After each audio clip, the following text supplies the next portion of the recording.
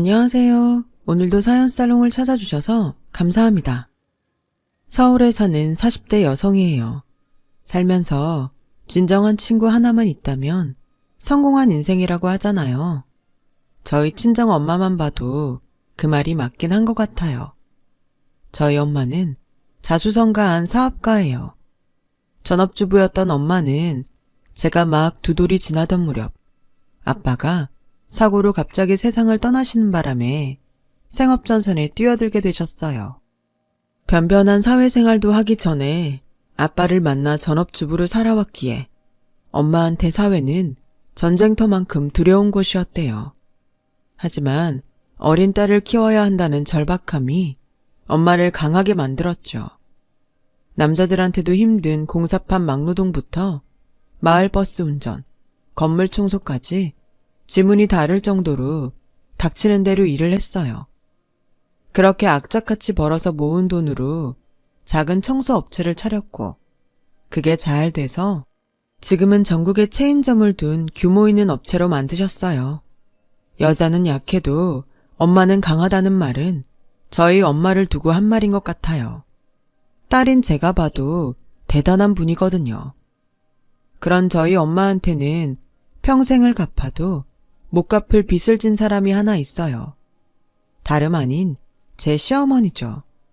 제가 사연을 보내게 된 것도 바로 시어머니 얘기를 하기 위해서예요.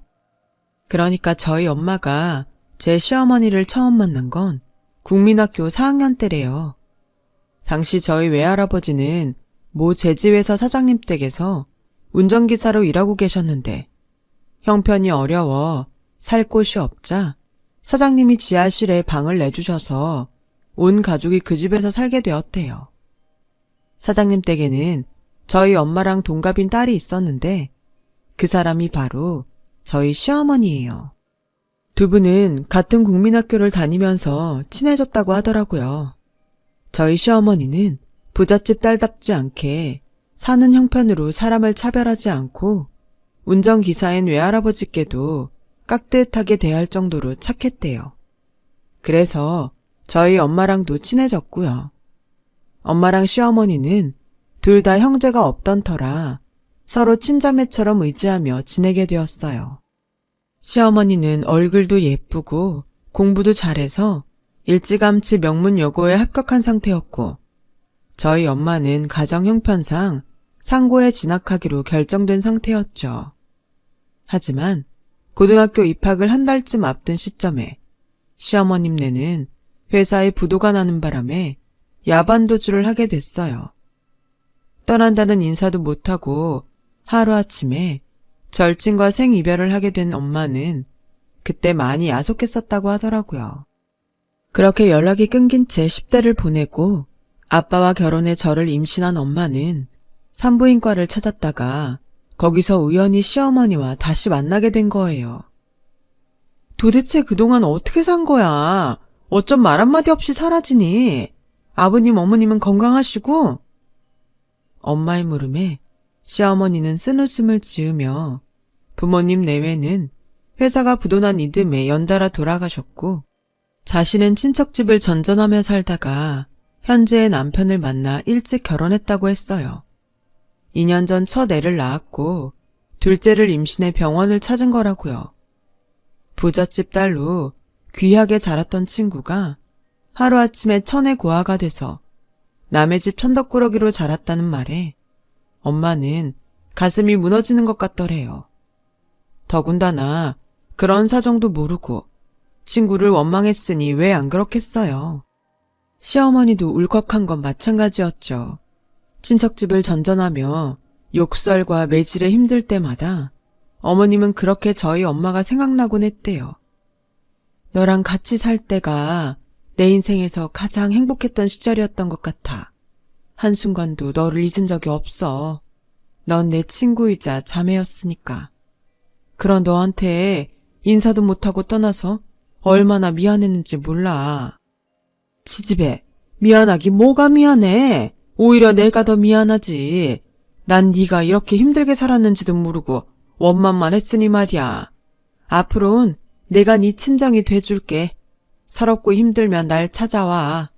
내가 친정 엄마 대신 맛있는 것도 해주고 네 푸념도 다 들어줄 테니까. 빈말 아니야. 알았지? 애 엄마가 돼서 다시 조우한 두 분은 같은 애 나란히 딸을 낳았고 이후로도 세상 둘도 없는 자매처럼 돈독한 사이를 유지하셨어요.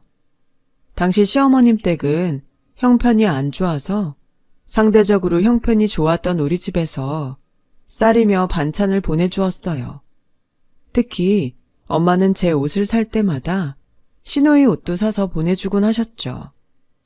3살 터울의 아이를 둘이나 키워야 했던 시어머니는 틈틈이 부업을 하기도 했지만 그 벌이로는 애들 간식값을 대는 정도에 불과했어요. 그러다 얼마 뒤 시아버님이 사우디에 산업 여군으로 떠나게 되면서 살림에 여유가 생기게 되었죠. 하지만 이제 한시름 놓았다 할 즈음 저희 아빠가 갑자기 세상을 떠나면서 엄마가 밥벌이에 나서게 됐어요. 이제 2돌밖에 안 된 저를 맡길 데가 없어서 걱정하는 엄마한테 시어머님은 당신이 저를 맡아주겠다고 하셨대요. 이미 애가 2이나 있는 친구한테 저까지 맡기는 게 미안했지만 당장 먹고 살 길이 막막했던 터라 눈 꼭 감고 신세를 지게 됐다고 하더군요. 시어머님은 그렇게 내리 3년을 저를 키워주셨어요. 너무 어린 때라 기억은 하나도 나지 않지만 그때 찍은 사진을 보니 남편과 시누이랑 참 많은 것들을 하고 지냈더라고요. 어머님이 혼자 고생이 많으셨죠. 친구 딸까지 고만고만한 애를 셋이나 키워야 했으니까요. 하지만 얼마 뒤 아버님이 사우디에서 돌아오시면서 우린 이별을 해야 했어요. 사우디에서 벌어온 돈으로 아버님 고향 지방에 가게를 차리게 돼서 이사를 해야 했거든요. 그렇게 엄마와 시어머니는 또다시 이별을 하게 된 거죠. 그래도 종종 전화라도 하며 서로에 대한 그리움을 나누곤 했는데 그나마도 얼마 안 가 못하게 되었어요. 하루는 저희 엄마가 시어머니한테 전화를 했는데 시아버님이 받으셔선 버럭 소리를 치더래요. 이보쇼! 당신 때문에 시외 통하려고 얼마나 나오는지 아쇼? 내가 옆에 애들 수다 떨라고 그 고생을 해가며 돈 버는 줄 아쇼? 하여간에 여자들이란 하는 일도 없이 방구석에서 수다나 떨고 있으니 돈 무서운 걸 아나. 암튼 한 번만 더 내 마누라한테 전화질하면 가만 안 있을 테니 알아서 하쇼. 에이 재수없어. 당시만 해도 시내 통화료와 달리 시외 통화료는 더 비쌌기 때문에 서로 간단한 안부전화만 주고받고는 끊곤 했는데 그나마도 저희 시아버님 등살에 더 이상 통화조차 할 수 없게 된 거예요. 그래서 이후로는 편지를 주고받으며 지냈는데 그것도 아버님이 우표값 나간다고 타박을 하는 바람에 얼마 안 가 생이별을 하게 되었죠. 그래서 몇 번인가 엄마와 함께 기차를 타고 어머님이 있는 곳으로 내려가 뵙고 오곤 했는데 저희 엄마도 일이 바쁘다 보니 만남이 뜸해졌고 그러다 연락이 끊어져 서로 잊고 살게 됐어요. 한편 엄마와 단 둘이 살게 된 저는 늘 혼자 지내야 했어요. 엄마가 일 끝나고 돌아오실 때까지 혼자 단칸방에서 시간을 보내야 했죠. 엄마의 부탁으로 주인집 아줌마가 밥 때마다 불러서 밥을 챙겨주셨지만 남의 집 식구들 사이에 끼어서 밥을 먹는 게 눈치 보여서 초등학교에 들어가고부터는 혼자 방에서 빵이나 과자로 식사를 때우곤 했어요. 그러다 학년이 높아지면서 볶음밥이나 라면 같은 건 직접 해먹게 되었고요. 가난 탓이었을까요? 저는 친구들보다 일찍 철이 들었어요.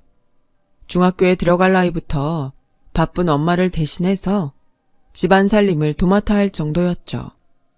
청소와 빨래는 물론 어지간한 반찬도 다 할 수 있을 정도였어요.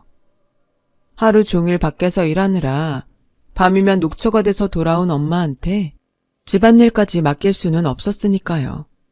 엄마는 그런 제게 늘 고맙다고 하셨지만 그게 어디 고마울 일인가요? 당연히 제가 해야 할 일인걸요.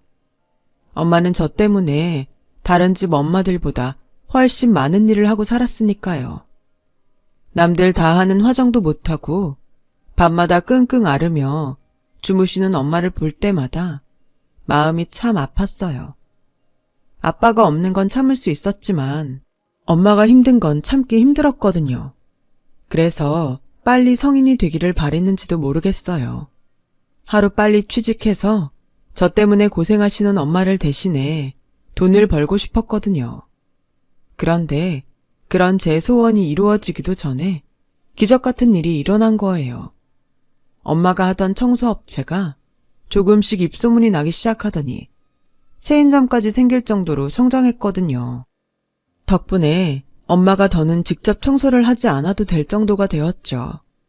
자리가 사람을 만든다고 화장기 없이 먼지투성이로 지내던 엄마는 샵에서 마사지도 받고 브랜드 옷도 입으면서 사장님 포스가 잘잘 흐르는 모습으로 멋지게 변신을 했어요. 엄마를 무시하던 사람들도 더는 엄마를 하대하지 못하게 됐고요. 돈이란 게 참 대단하면서도 간사한 것 같다는 생각이 들더군요. 돈 때문에 하루아침에 사람들 대접이 180도 달라지니 말이에요.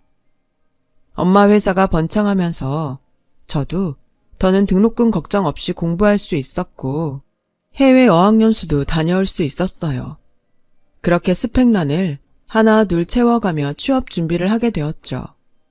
취업 전쟁이란 말은 익히 들어 알고 있었지만 막상 4학년이 되고 취준생이 되고 보니 직장인들이 그렇게 대단해 보일 수가 없는 거예요.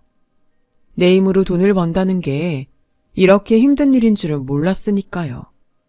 게다가 제 딴에는 꽤 스펙을 쌓았다고 생각했는데 막상 실전에 뛰어들고 보니 제 스펙이 너무도 하찮더라고요. 그동안 내가 뭐라고 살았나 후회가 밀려올 정도로 말이죠. 어쩜 다들 스펙이 그렇게 빵빵한지 자괴감이 몰려왔어요. 특히 서류 심사부터 떨어져 면접조차 볼 기회가 없어지자 자존감이 바닥을 치고 말았죠. 하루는 그런 제 모습을 본 엄마가 그러셨어요.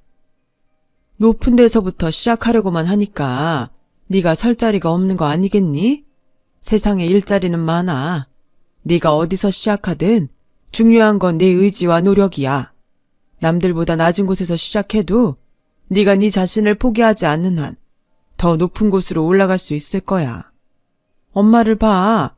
내가 그 증인이잖아. 그러니 한 걸음 뒤에서 시작하자. 응? 엄마의 그 말에 왠지 모르게 안도할 수 있었어요. 그동안 하루빨리 대기업에 취직해야 한다는 강박감으로 취업 준비를 해왔거든요. 대기업에 취직을 못하면 마치 인생의 실패자가 되는 양 자신을 닥달하고 남들과 비교하며 괴로워했으니까요. 그런데 생각해보니 대기업 취직이 제 인생의 목표는 아니더라고요. 저는 그저 내 힘으로 벌어서 엄마랑 행복하게 사는 게 꿈이었으니까요. 마음을 비우니 불면증도 사라지고 식욕도 다시 살아났어요. 그리고 재정 상태도 탄탄하고 평판도 좋은 중소기업에 취직하게 되었죠. 누구나 다 그렇듯 신입사원 시절은 정말 엉망진창이었어요. 마치 내가 머리와 몸이 따로 움직이는 불량 로봇이 된 것처럼 매일같이 실수와 전쟁을 벌여야 했거든요. 그때 만약 입사 동기들이 없었다면 버티지 못했을지도 몰라요. 그중 제가 가장 의지했던 건 저보다 3살 위에 남자 동기였어요. 회사에서 처음 본 그 순간부터 왠지 낯설지 않은 얼굴과 그 느낌에 편하게 다가갈 수 있었어요. 신기한 건 그 동기도 저와 마찬가지로 제가 낯설지 않았다고 하더라고요. 그래서 남들보다 더 가깝게 지내게 됐고 함께 의지하며 힘든 시기를 버텨나가다 보니 어느새 이성적인 감정이 싹트게 되었어요. 하지만 쉽게 사귀자고 할 순 없었죠. 끝까지 잘 되면 모르지만 만약 사귀다 헤어지면 하루 이틀도 아니고 어떻게 얼굴을 보고 지내요. 그래서 마음속에만 꾹꾹 눌러두고 속으로 짝사랑만 하고 있었는데 생각지도 못한 일이 벌어졌지 뭐예요. 출근하고 막 업무를 시작하려는데 엄마 회사에서 전화가 온 거예요. 엄마가 정신을 잃고 쓰러지셨다고요. 순간 하늘이 노래지는 것 같았어요. 엄마마저 세상을 떠나시면 하늘 아래 저만 덩그러니 남게 되는 거니까요. 과장님께 사정을 얘기하고 회사를 나서려는데 다리에 힘이 풀려서 걷지도 못하겠더라고요. 그런 저를 본 동기가 나서서 함께 병원까지 가주었어요. 병원에 도착하자 걱정했던 것과 달리 엄마는 멀쩡한 모습으로 계시더라고요. 그 모습을 보니 그제야 안심이 돼서 정신을 차릴 수 있겠더라고요. 그런데 걱정했던 마음과 달리 저도 모르게 엄마한테 소리를 쳤지 뭐예요. 내가 얼마나 놀랐는지 알아? 그러게 좀 쉬면서 하라고 했잖아. 엄마 몸이 10개야? 100개야? 왜 쉬지도 않고 일을 해? 엄마가 그렇게 안 해도 우리 이제 먹고 살만 하잖아. 왜 그렇게 지독하게 일을 하냐고. 하나밖에 없는 딸 고아 만들고 싶어서 그러는 거야? 그런 거냐고. 악다구니를 쓰며 지독한 말을 퍼붓곤 감정이 복받쳐서 주저앉아 울었어요. 창피한 것도 모르고 한참을 우는데 동기가 손수건을 내밀며 그러더군요. 이제 보니 완전 수도꼭지네. 어떻게 틀면 울음이 나오냐? 오는 내내 택시 안에서도 몸이 떨릴 정도로 울더니 아직도 흘릴 눈물이 남았어? 눈물 닦고 세수하고 와. 내가 어머님이랑 같이 있을 테니까. 침착하고 따뜻한 그 목소리에 순간 나도 모르게 이 남자랑 결혼하는 여잔 얼마나 행복할까 하는 생각을 했어요. 힘든 순간에도 이 남자가 옆에 있으면 안심이 될 것 같았거든요. 그런데 그런 생각을 한 건 저뿐만이 아니었나 봐요. 제가 화장실에 간 사이 엄마가 동기한테 호구조사하듯 이것저것 다 물어본 거 있죠. 나중에 동기가 그러는데 순간 사위감 면접 보는 기분이었다고 하더라고요. 부모님은 살아 계시냐, 형제는 어떻게 되냐, 이상형은 어떻게 되냐 등등 꼼꼼히도 물었더라고요. 그래서 이때다 싶어서 말했죠. 사위감 면접에 합격하면 사위 할래? 아니, 그 전에 우리 연애부터 하자. 그게 순서 아닌가? 그 사람을 알려면 부모를 먼저 보라더니 너희 어머님을 뵈니 네가 어떤 앤지 알겠더라. 우리 정식으로 사귀자. 뜻밖의 대시에 좀 놀라기도 했지만 내심 바랬던 일이기에 냉큼 오케이를 날렸어요. 그렇게 입사 7개월 만에 사내 연애를 하게 된 우리는 3년간의 비밀 연애를 끝으로 결혼을 하기로 했어요. 물론 부모님의 허락도 받아야 했지만 말이죠. 이미 동기를 본 적 있는 엄마는 흔쾌히 찬성해 주셨어요. 문제는 동기의 부모님이었죠. 동기 말로는 어머님은 인자하시고 좋은 분이시라고 하는데 아버님이 좀 자기중심적이고 이해타산이 심하다고 하더라고요. 한마디로 사람을 있는 대로 보기보다는 자신에게 쓸모가 있는지를 가려서 만나는 분이신 거죠. 명절 때 고향에 내려가 결혼을 생각한 여자가 있다고 말씀드렸더니 당신이 직접 만나보고 결정하겠다고 하셨대요. 그래서 조만간 아버님께 연락이 오지 않을까 기다리고 있었는데 아무리 기다려도 연락이 없더라고요. 그래서 잊고 있었는데 글쎄 엉뚱한 곳에서 연락이 왔지 뭐예요. 뭐? 민수 씨 아버님이 회사로 찾아오셨다고? 거긴 어떻게 알고? 저한테는 연락도 없이 저희 엄마 회사로 찾아가셨더라고요. 그때까지는 양가 어른들끼리 먼저 인사를 나누려고 그러신 건가 했어요. 그런데 그날 밤 엄마한테 얘기를 들어보니 그게 아니더라고요. 얘, 민수 아버지란 사람 좀 웃기더라. 와서는 회사 자본금이 얼만지, 전국에 체인은 몇 갠지, 우리 사는 집 평수는 어떻게 되는지 시시콜콜 다 묻는 거야. 누가 보면 국세청 직원인 줄 알겠어. 너 정말 이 결혼 해야겠니? 왠지 난 감이 안 좋다. 민수는 마음에 드는데 아버지 자리가 무례하고 너무 속물적인 것 같아. 엄마는 사업을 하는 분이라 단번에 시아버지 됨됨이를 꿰뚫어 보셨어요. 직접 만나 뵙기도 전에 아버님에 대해 안 좋은 얘기를 들으니 내심 걱정이 되더라고요. 하지만 그렇다고 그런 이유로 헤어지고 싶지도 않았어요. 그래서 직접 찾아뵙고 나서 그때 결정을 하자 생각했죠. 그래서 쉬는 날 얘랑과 함께 지방에 있는 예비시댁으로 내려갔어요. 제가 인사를 드리러 온다는 소식에 어머님은 전날부터 음식 준비를 하셨더라고요.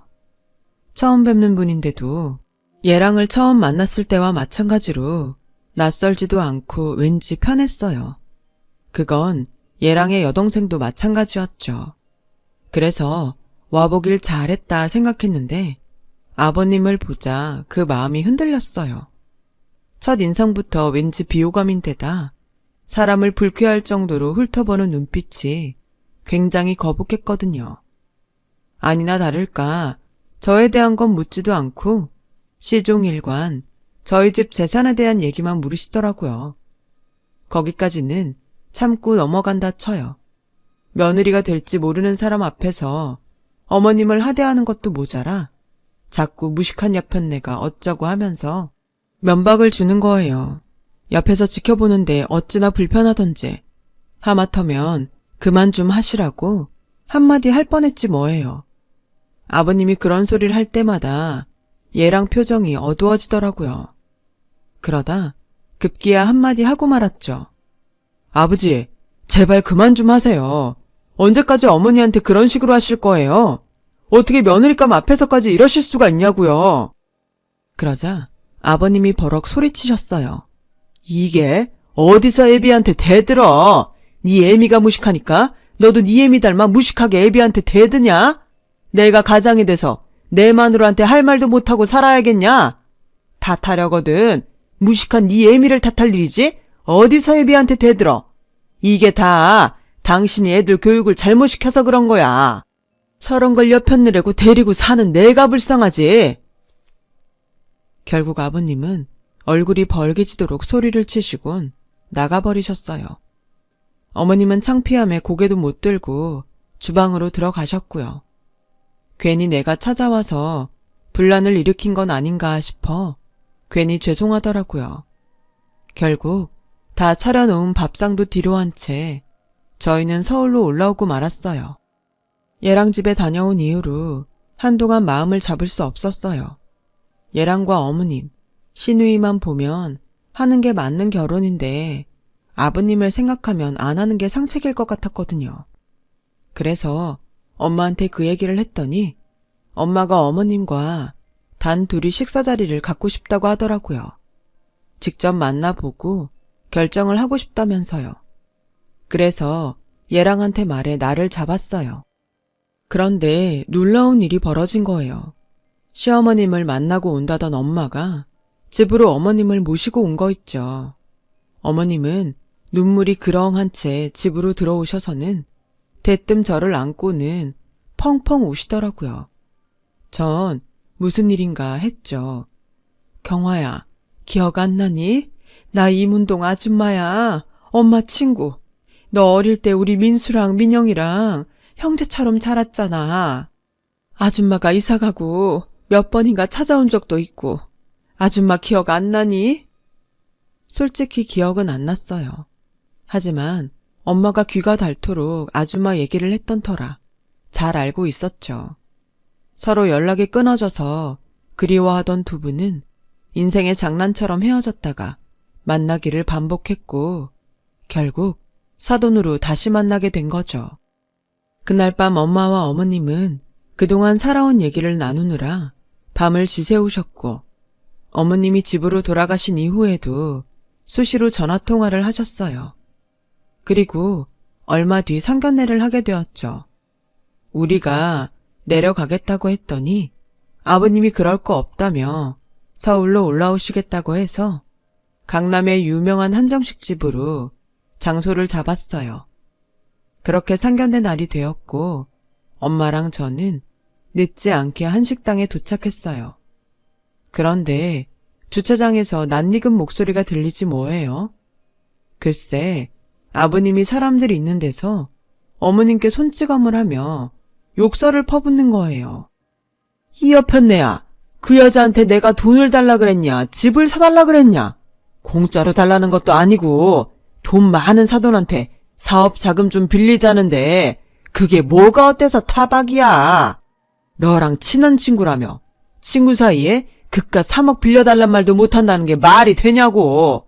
너 이날 이때까지 누구 돈으로 살았어?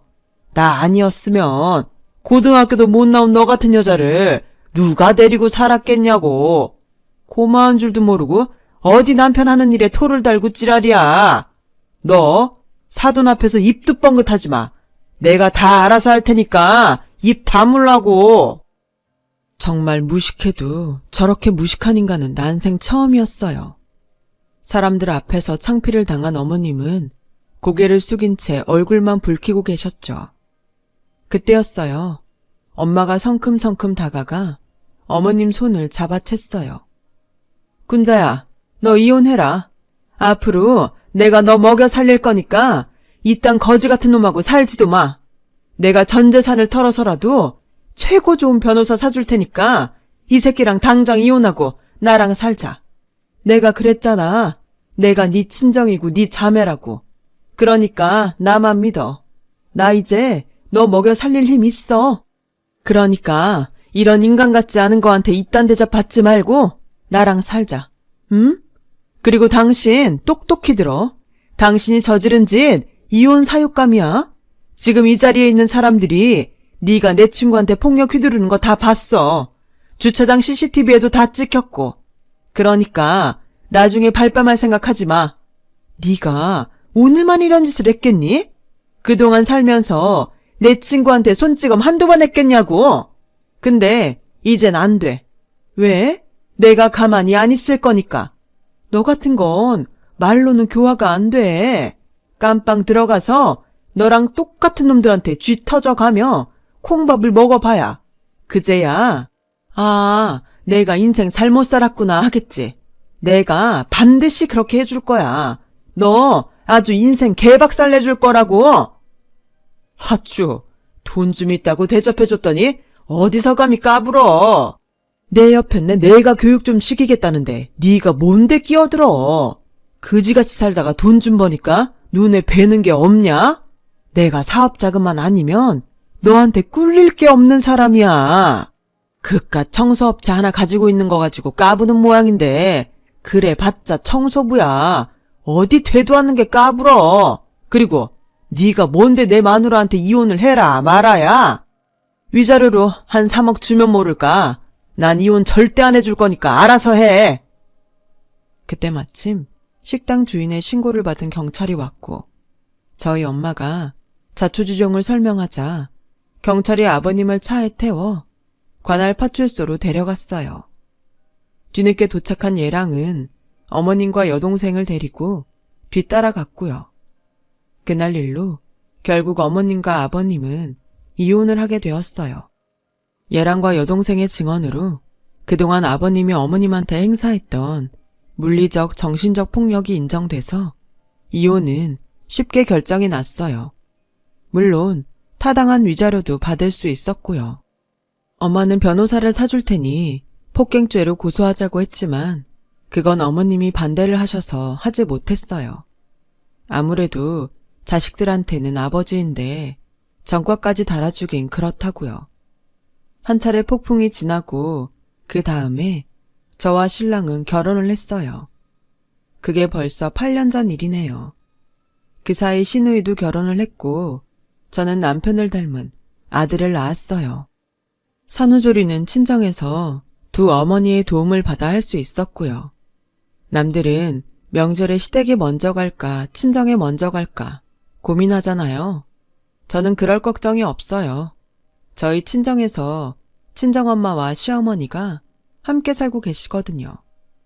가끔은 그런 점이 불편하기도 하지만 그래도 불편한 것보다 편한 게 더 많아서 나름 만족하고 살고 있답니다. 아, 그리고 제 전 시아버지는 이혼 후 혼자 살고 계세요.